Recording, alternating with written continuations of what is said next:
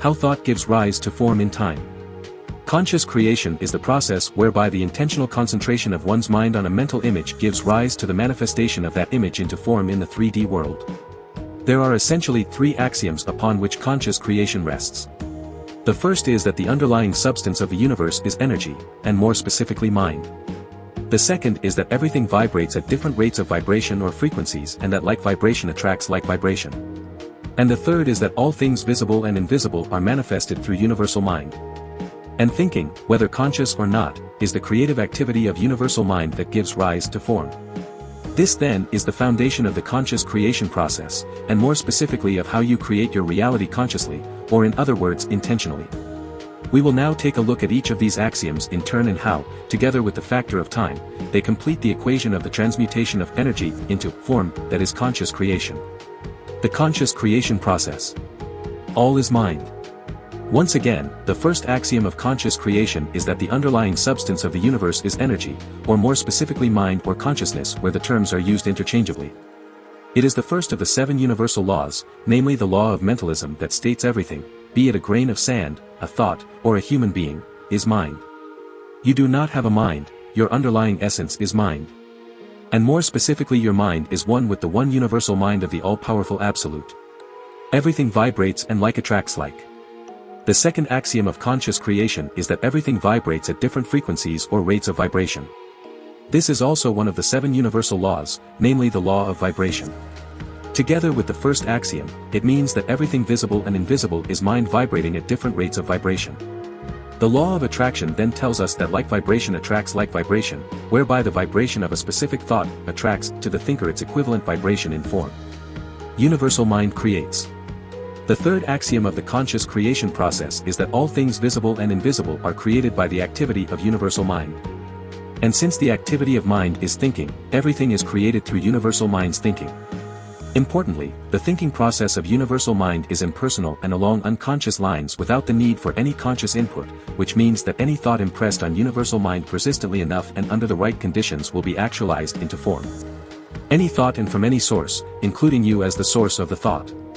Judge Thomas Troward, the New Thought author of the 1904 Edinburgh Lectures on Mental Science, expressed thought's creative power as follows: the action of mind, thought, plants that nucleus which, if allowed to grow undisturbed, will eventually attract to itself all the conditions necessary for its manifestation in outward visible form.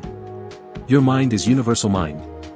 The definition of universal mind as being omnipresent and absolute means it is present everywhere at the same time in its entirety. This then means that your mind must be universal mind in its entirety. Not that your mind is a part of universal mind and another person's mind is another part of universal mind, that is relative, not absolute. Your mind is universal mind and, therefore, when you think, universal mind thinks. And what you think, is precisely what universal mind thinks. This is the essence of the power of your thoughts and of why it is you that creates your own reality through conscious creation. Conscious thinking versus unconscious thinking. Once again, since the activity of mind is thought, or more specifically thinking, then it is thought that is creative. And thought here refers to all your mental activities, including what you think, what you imagine, what you feel, what you believe, what you assume to be true and so on. What distinguishes human beings from the animal kingdom and human beings between each other is their ability to think consciously. Or in other words, the ability to consciously choose your thoughts and hence consciously create your own reality. How your mind creates your reality through conscious creation. By consciously choosing what you think, you intentionally impress your thoughts upon universal mind because, as we've seen, what you think universal mind precisely thinks. And the environment in which you plant your mental seeds is determined by the nature of your inner world. Mental soil nourished with joy, gratitude, and faith makes for the most fertile soil in which to plant your mental seeds for conscious creation. Whereas mental soil that is lacking in faith and is waterlogged with extreme emotions and attachment will make it challenging for your seeds to grow, although not necessarily impossible. Under the right conditions, therefore, concentrated thought begins the process of purposefully transmuting mind in its pure potential state into mind in its actualized visible state, which is the 3D form you experience in your 3D world. This is the essence of conscious creation and it applies to anything you wish to create in your experience from the material to the abstract. And bear in mind once again that the term thought and thinking includes all your mental activities, what you think, imagine, assume, believe and feel. The factor of time in conscious creation. Time is an important factor to adjust for in the conscious creation process. On the spiritual plane, there is no time as we know it and there is no time lag between cause and effect. This means that the corresponding manifestation of thought is instantaneous such that they appear inseparable. In contrast, the physical and mental planes, albeit to a lesser degree in the latter, are subject to our experience of time and space, thereby creating a time lag between the concentrated thought, cause, and its eventual manifestation, effect. You must, therefore, allow for the passage of time between mentally focusing on your desire and its corresponding physical manifestation. Rest assured that your desire has already manifested in the spiritual plane and it is only a matter of time before it manifests in the physical plane because the former has directive power over the latter. The necessary incubation period for conscious creation. The necessary time for the transmutation of mind into 3D form in the conscious creation process is called the incubation period, which is present throughout nature and the 3D world. In any pregnancy, time must elapse from the moment of conception to the moment of birth. In gardening, time must elapse from the moment of planting a seed beneath the soil to the moment of the first shoots appearing above it. Even in the baking of a cake, time must elapse from the moment of placing the cake pan with the raw batter in the oven to the moment of having a perfectly baked cake. You can't eat your cake while baking it. Surely you do not expect to eat your cake a minute after popping it into the oven.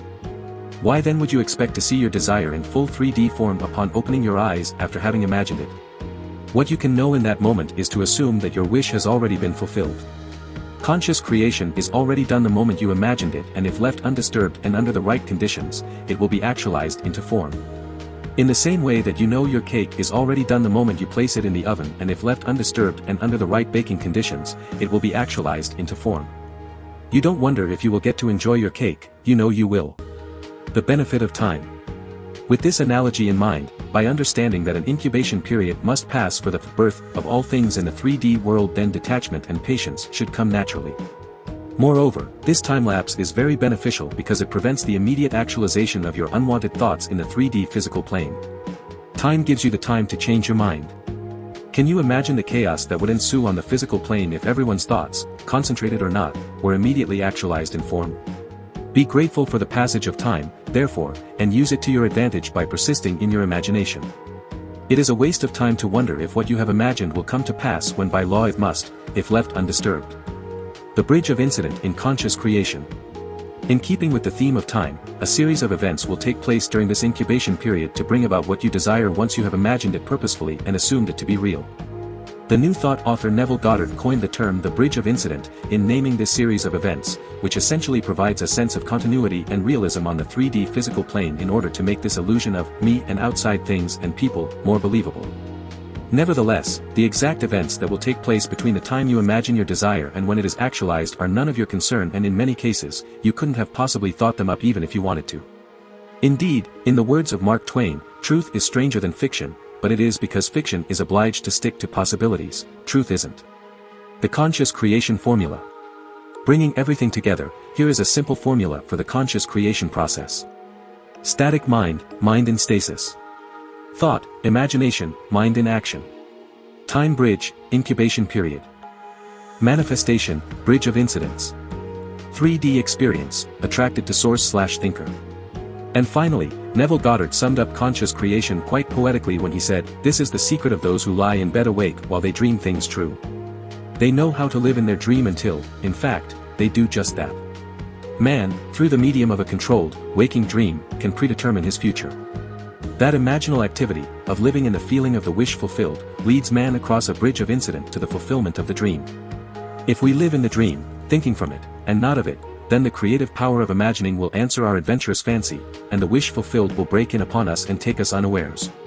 And about time in the context of conscious creation, he had this to say: once you have planted this seed in your imagination, do not uproot it by being anxious about how it will be accomplished. Each seed has its own appointed time. Some seeds take a few days, others a little longer. Feel confident that what you have planted will appear in your world. Give the seeds you consciously plant in your imagination the time to grow. Do not pull on their first shoots to help them along, lest you pull too hard and uproot them. Time's most faithful companions are persistence and patience. In conclusion, the process of conscious creation is a powerful tool for individuals to shape their reality according to their desires.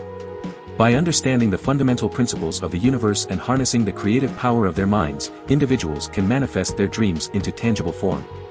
However, it's essential to remember the role of time in this process, allowing for the necessary incubation period between thought and manifestation. As we embark on our journey of conscious creation, let us remain steadfast in our focus, patient in our endeavors, and persistent in our pursuit of our dreams. By trusting in the creative power of imagination and embracing the unfolding of events, we can navigate the bridge of incidents and witness the fulfillment of our deepest desires. I invite you to subscribe to SanatanSanssaar AI, where we explore the depths of consciousness, spirituality, and the power of the human mind. Join us on this transformative journey as we unlock the secrets of the universe and empower ourselves to create the life we truly desire. Subscribe now and embark on a journey of self-discovery and personal transformation with SanatanSanssaar AI.